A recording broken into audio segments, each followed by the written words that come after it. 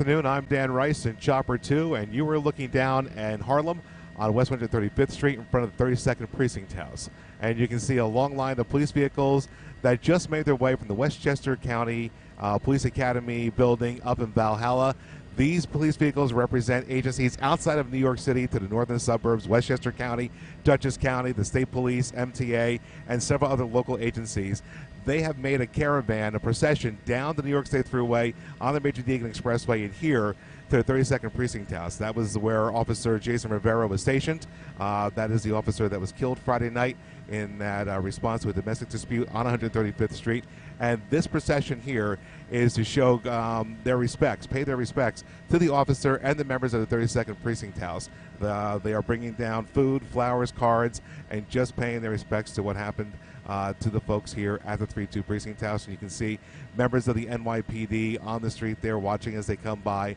And again, there are probably about 3 dozen or more police vehicles that made this trek down the New York State Thruway.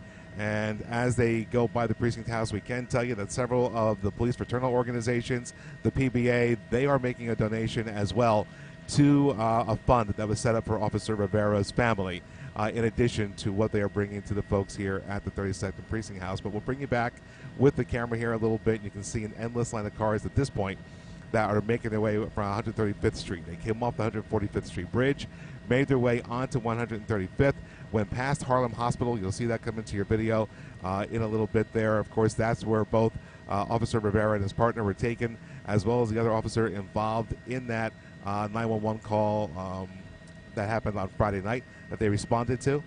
And you can see the end part of that caravan making its way down 135th Street, past the crime scene, and again over towards the Precinct House.